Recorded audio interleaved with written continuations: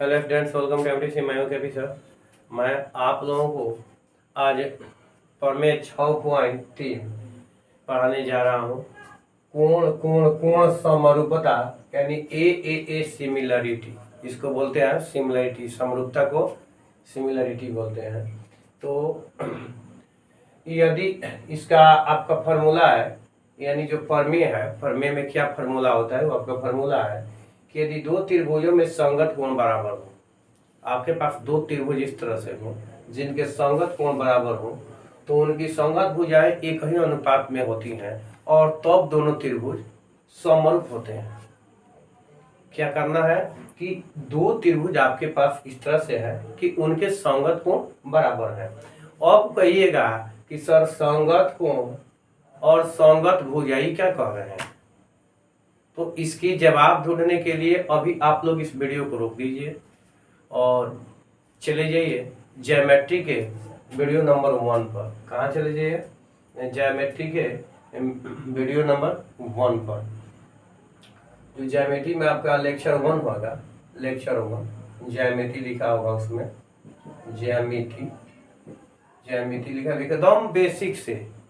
उसमें क्या लिखा होगा कि एकदम बेसिक से, यानी ज्योमेट्री का जो आपका लेक्चर 1 जो देखिएगा, खोलिएगा, तो उसमें स्पष्ट रूप से आपको संगत भुजाएं एवं संगत कोण के बारे में बताया गया है कि कौन सा कोण संगत कोण होगा और कौन सा कोण और कौन सी भुजा संगत भुजा होगी। उसका अध्ययन आप लोग तत्काल कर लेंगे इसमें लेक्चर 1 में देख करके। ज्योमेट्री का लेक्चर 1 देखेंगे तो इसके बाद में अब आप इस पर आइएगा, तो इसको समझ करके लेक्चर 1 देख करके और तब आप लोग यहाँ पर आइए, बिल्कुल समझ में आएगा। हाँ, एक और चीज देखिएगा कि एक आपको इसमें दिया गया है थेल्स पर, में उसका जरूरत पड़ेगा तो मैं बताऊंगा कि वो भी कहाँ है। और इसके बाद में पहले देखिए और इसके बाद वीडियो में आइए, तब आपको बता रहे हैं कि क्या करना है। चलिए, यदि दो त्रिभुजों में संगत कोण बराबर हो, यानी दो त्रिभुज इस तरह से आपको दिया गया है कि इसके संगत कोण बराबर है। क्या है? संगत कोण बराबर है। तो A B C D E F, तो इसमें क्या कह रहा है कि दो त्रिभुज है, उसका नाम नहीं है। तो आप लोगों को बार बार बताते हैं कि यदि नाम नहीं है तो आपको मानना होगा। मान लिया कि त्रिभुज ए बी सी तथा त्रिभुज डी ई एफ में अब क्या है, इसमें संगत कोण बराबर है। तो कोण ए बराबर कोण डी और कोण बी बराबर कोण ई तथा कोण सी बराबर कोण एफ है। ये चीज आपको ऑलरेडी दिया गया है। क्या कह दिया गया है कि कोण ए बराबर कोण डी, कोण बी बराबर कोण ई और कोण सी बराबर कोण एफ, ये दिया गया है। कह रहा है कि यदि दो त्रिभुजों में संगत कोण बराबर हो तो उनकी संगत भुजाएं एक ही अनुपात में होंगी। अब यदि संगत कोण बराबर है तो एक आपको शर्त विवश कर रही है कि यदि संगत कोण बराबर होंगे तो संगत भुजाएं एक ही अनुपात में होंगी। क्या होंगी? संगत भुजाएं एक ही अनुपात में होंगी। तो आपको क्या क्या सिद्ध करना है? सिद्ध करना है पहला क्या सिद्ध करना है कि संगत भुजाएं समानुपाती होंगी, यानी एक ही अनुपात में होगी। अब चलिए, संगत भुजा में क्या आएगा? जैसे ए बी, तो ए बी के संगत भुजा में आपका डी ई हो जाएगा, ए बी में डी हो जाएगा। इसके बाद में बी सी के संगत हो जाएगा, देखिए बी सी है तो ये हो जाएगा ई एफ, बराबर ए सी के संगत हो जाएगा, ए से सी है ना तो डी से ए। ये संगत भुजाएं के अनुपात एक ही अनुपात में होंगी। तब क्या होगा कि तब आपका त्रिभुज जो होगा, तब दूसरा शर्त कह रहा है त्रिभुज ए बी सी समरूप त्रिभुज डी ई एफ। क्या होगा? त्रिभुज ए बी सी समरूप त्रिभुज डी ई एफ, यही आपका इसमें होगा। तो इसको आप प्रूव करेंगे। तो समरूप प्रूव करने के लिए आपको पहले क्या प्रूव करना होगा कि संगत भुजाएं एक ही अनुपात में होंगी और तब त्रिभुज समरूप होंगे। ध्यान दीजिएगा कि अब ऐसा करने के लिए आपको बताए थे कि जो भी हम आगे आप लोगों को पढ़ाएंगे उसमें एक चीज ध्यान देने के लिए आप लोगों को ऑलरेडी बोले थे कि 9th क्लास का सर्वांग समता का जो रूल है आप लोग याद कर लीजिएगा। 9th क्लास के सर्वांग समता का जो रूल है, तो देखिए यहाँ उसका भी यूज मैं करने जा रहा हूँ। पहले तो हमको एक बनावट करना होगा। क्या कीजिएगा आप लोग भी एक इसमें बनावट लीजिएगा। क्या लीजिएगा? बनावट। बनावट सर बनावट कैसे हम लेंगे? क्यों लेंगे? तो इसलिए बनावट लेंगे कि संगत को तो बराबर आप कर लिए, लेकिन इससे आगे भुजा समानुपाती करने के लिए आपके पास कोई विकल्प है क्या? सोचिए, यदि विकल्प है तो कमेंट बताइए कि हाँ आपके पास विकल्प है कि आप इसके जो भुजा है समानुपाती कर सकते हैं। यदि ऐसा होगा तो बनावट लेने की आवश्यकता नहीं पड़ेगी, आपके पास विकल्प नहीं होगा। तो क्या कीजिएगा कि बनावट लीजिएगा। बनावट में क्या कीजिएगा कि इसमें से ABC को उठाकर DEF पर रखिएगा या DEF को उठाकर ABC पर रखिएगा। ये आपकी सुविधा है। ये मैं नहीं कहता हूं कि किसकी सुविधा है, ये आपकी सुविधा है, मेरी सुविधा नहीं है कि ABC को उठाकर DEF पर रखते हैं या DEF को उठाकर ABC पर रखते हैं। तो कहिएगा कि तो अलग अलग आकृति है तो मैं उठाकर कैसे रखूंगा, क्योंकि कागज पर है तो इसको उठाकर तो नहीं रख सकते हैं।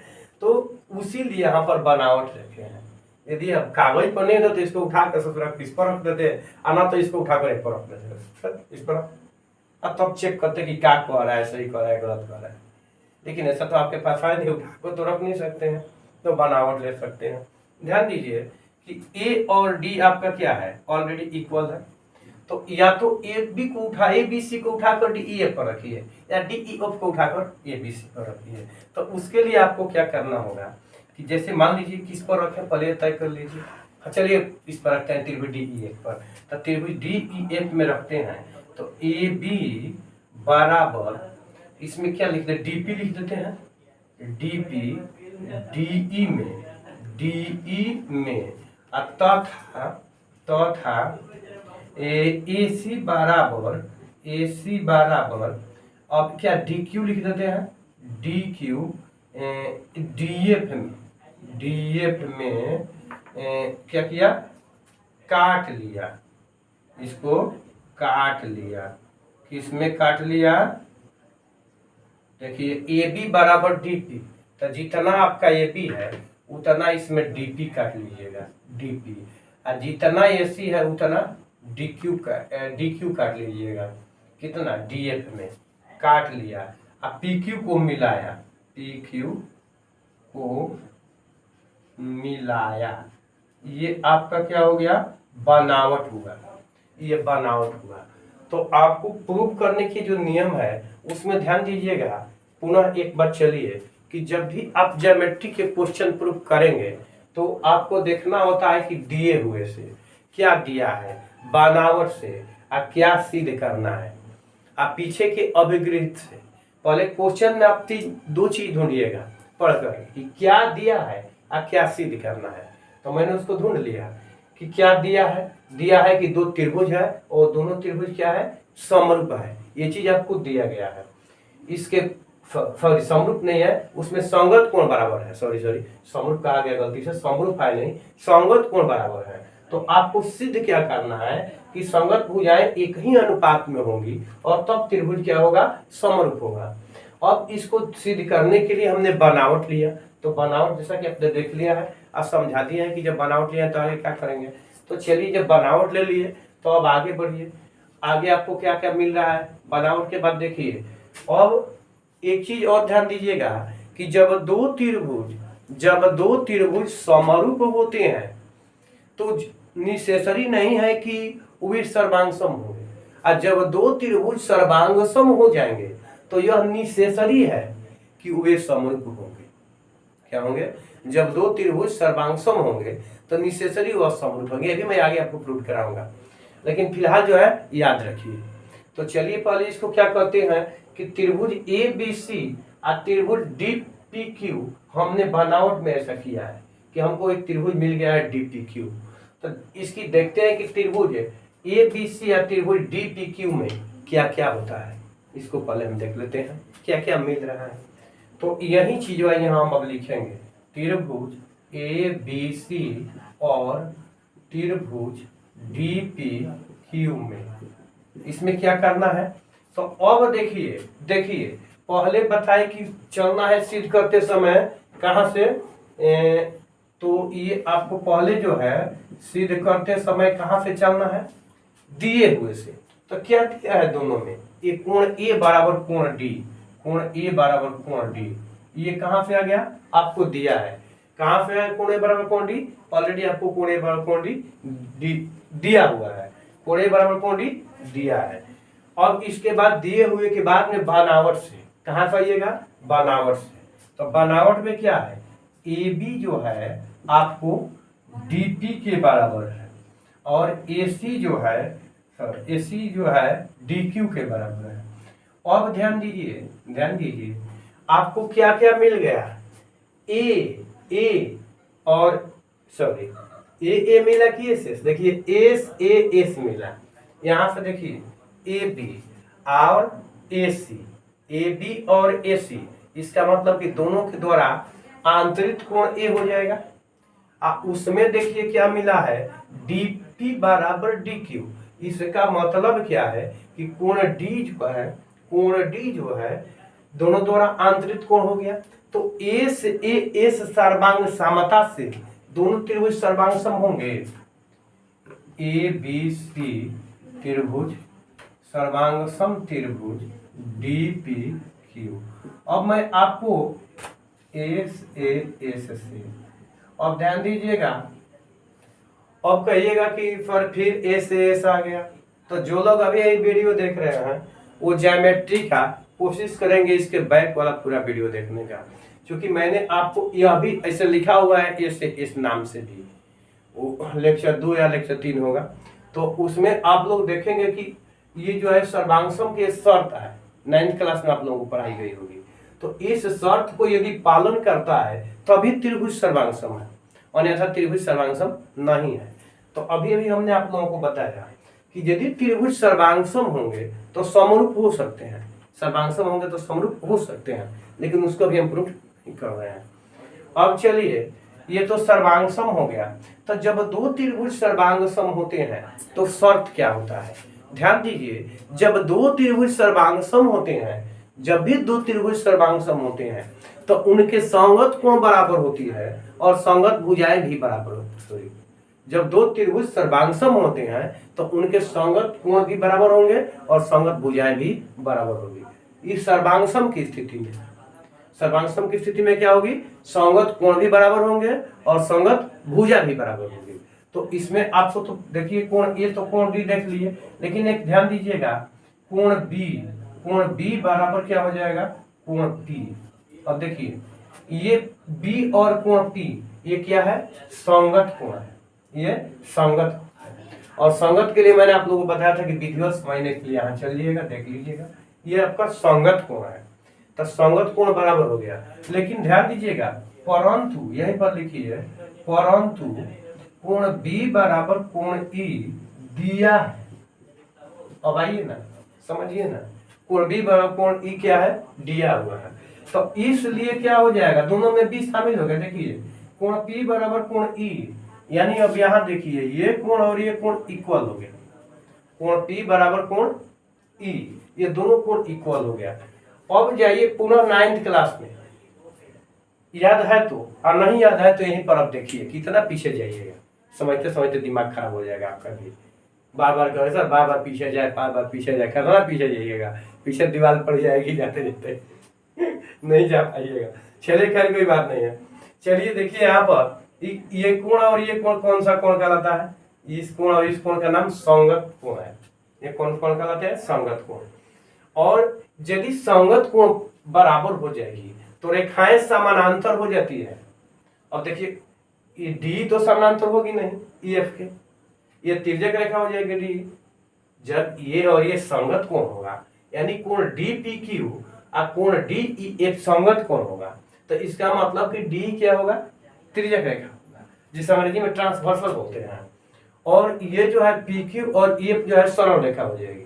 तो जब दो सरल रेखाओं को कोई तिर्यक रेखा इस प्रकार काटेगी, जब दो सरल रेखाओं को कोई तिर्यक रेखा इस प्रकार काटेगी, संगत कोणों का प्रत्येक युग्म या कोई एक युग्म समान हो तो रेखाएं समानांतर होती है। जब दो समानांतर रेखाओं दो सरल रेखाओं को कोई तिर्यक रेखा इस तरह काटेगी, तिर्यक रेखा इस तरह काटेगी, संगत कोणों का कोई एक युग्म समान हो तो रेखाएं समानांतर होती है। तो यहाँ संगत कोणों का युग्म क्या है, समान हो गया। देखिए मैं नहीं कह रहा हूँ कि समान हुआ, आप देखिए आया है या प्रूफ कर रहा है। एक मैथमेटिक्स किसी को कहने और सुनने की बात नहीं होती है कि कोई कह दिया, कोई सुन लिया कान से, इधर ये होता है तो माने होता है, होता होगा, ये चीज नहीं है। इसमें प्रूफ किया जाता है, हर चीज प्रूफ करके देखा जाता है कि होता है कि नहीं होता है। देखिए ये कोई कह दे कि होता है तो मान लीजिएगा, यहाँ देखिए प्रूफ हुआ, मैं नहीं कह रहा हूँ, ये आपका थ्योरी कह रहा है कि P और E जो है प्रूफ हो गया है कि एंगल P और एंगल A इक्वल है, और यदि इक्वल है तो रेखा समानांतर हो जाएगी। तो इसमें आपको क्या हो जाएगी, चलिए इसमें क्या हो जाएगी देखिए, इसलिए PQ जो है PQ पैरेलल EF हो जाएगी, PQ पैरेलल EF हो जाएगी, PQ पैरेलल EF हो जाएगी। अब चलिए अब यहीं पर फिर रुकिए, फिर मेरे बात सुनिए, ध्यान से सुनिए और रुकिए।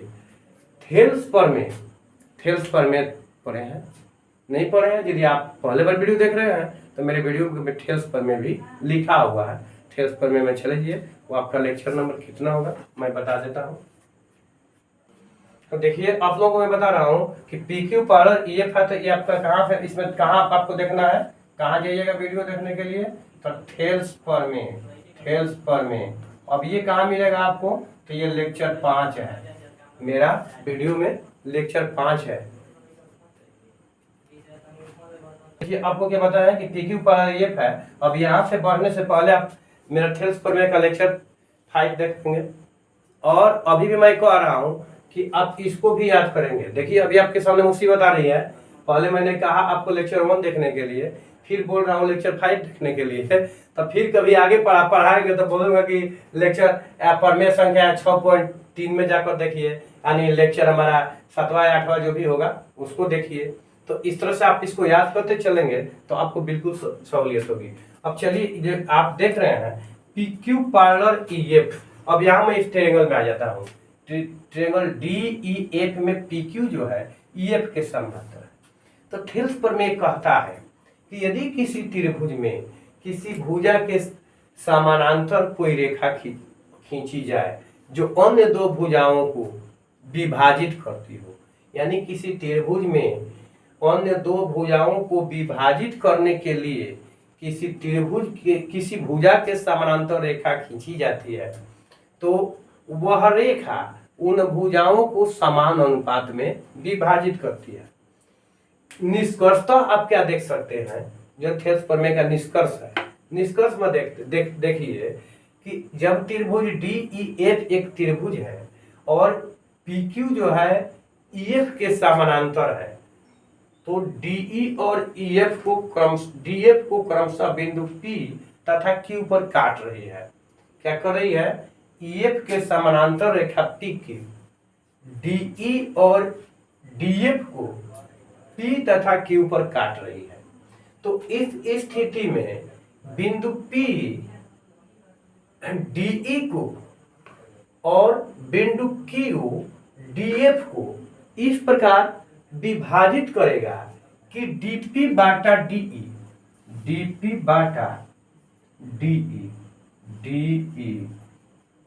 बराबर DQ बाटा DF।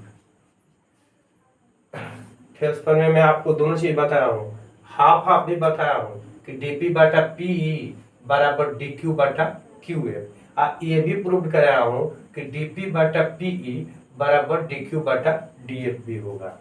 तो इस तरह से ये तो आपको हो गया, फर्स्ट हो गया। अब इसी प्रकार से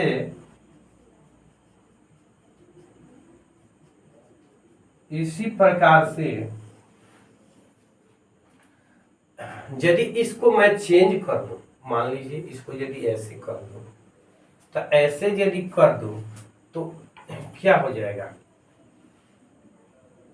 इस तरह से यदि कर दूं तो इसके बनावट यदि चेंज कर दूं तो ये डी यदि इस पर आ जाएगा, क्या डी क्यू लिखे है ना, तो मान लीजिए डी क्यू यहीं रखते हैं और पी इस पर कर देते हैं, तो डी क्यू बाटा डी एफ बराबर कितना हो जाएगा, डी क्यू बाटा डी एफ बराबर, सुनिए ना, इसको ज्यादा मत बढ़ाइए ना तो फिर उसमें समस्या आ जाएगी। चलिए इसको थोड़ा सा और हल कर लेते हैं, तो इसी प्रकार यहाँ बढ़ाइएगा तो फिर प्रॉब्लम हो जाएगी। चलिए इसलिए इसको फर्स्ट भी मत बढ़ाइए, उसे मुसीबत खड़ा हो रही है, बढ़ेगी। अब देखिए डीपी का मान कितना रखे हैं, मान रख दीजिए, आ जाएगा ए, डीपी का मान ए बी रखे हैं, है बनावट से, तो यहाँ ए बी रख दीजिए, आराम से बन जाएगा। ए बी बाटा डी बराबर डी क्यू, अब डी क्यू के बदले में ए सी रख सकते हैं, ए सी बाटा इसके बाद में डी एफ, ए सी बाटा डी एफ, ए सी बाटा डी एफ। तो देखिए इसमें से कौन आया, ए बी बाटा डी बराबर ए सी बाटा डी एफ। अब इसी पर देखिए इसको मैं क्लियर करूंगा, यानी इसको हटाऊंगा, जो ट्रांसफर में लिखा हूँ इसको मैं अभी आप लोगों को हटा रहा हूँ। इसमें आपको घबराने की बात नहीं, अभी तक तो आप देखे होंगे, रोक कर लिख लेंगे। इसके बाद चलते हैं, इसकी जरूरत नहीं है, मिटा देते हैं, क्योंकि थ्योरी है। देखिए तो थ्योरी थोड़ा लंबा होता है समझाने में, बनाने में नहीं होता। तो इसमें आपको अब इसी प्रकार यहाँ से लिखिएगा तो आराम से बन जाएगा, इसी प्रकार। अब ए सी बाटा डी एफ बराबर, ए सी बाटा डी एफ बराबर बी सी बाटा ई एफ भी लिखा जा सकता है, ई एफ। और A B Bata D E बराबर बी सी बाटा ई एफ बराबर ए सी बाटा डी एफ। आ गया ना, फर्स्ट भाग आपका सत्यापित हो गया। तो वही कह रहा है कि ये जब आप सिद्ध कर दिए तो अब क्या कर सकते हैं, इसलिए आपको जो है समरूपता का जो नियम है, तो समरूपता का नियम के अनुसार दो त्रिभुज तभी समरूप होते हैं जब उसके संगत कोण बराबर है, संगत भुजाएं समानुपाती हो। तो संगत कोण तो बराबर ऑलरेडी दिया है, और यहाँ संगत भुजाएं समानुपाती हो गई। इसका मतलब कि दोनों त्रिभुज ए बी सी समरूप हो गया त्रिभुज डी ई एफ के। देखिए समझने में ज्यादा समय लगता है, बनाने में समय नहीं लगता है। अब आप ही लोग सोचिए ना, इतना बनाने में आपको कितना समय लगेगा यदि समझ गए हैं तो। हमको उम्मीद है कि 3 मिनट से 2 मिनट से फाजिल आपका नहीं लगे। यदि समझ जाएंगे तो 2 मिनट से फाजिल नहीं लगेगा। यदि मैं ही एक क्वेश्चन बिना समझे हुए बनवाऊं तो मैं तो इसको 1 से 1 मिनट के आसपास में बना दूंगा, यदि आपको समझाना ना होगा तो यदि समझाना है तो मान लीजिए कि थोड़ा सा समय तो लगेगा ही, क्योंकि ऐसा होता है कि आप लोगों को ज़्यादा समझ में इसलिए किया जाता है, आप लोगों को समझाने के लिए कोशिश किया जाता है। फिर भी यदि समझ में नहीं आती है तो आप लोग बताएं, मैंने पुनः समझाने का प्रयत्न करूँगा। तो चलिए आपको नेक्स्ट थ्योरी के साथ नेक्स्ट वीडियो में मिलते हैं।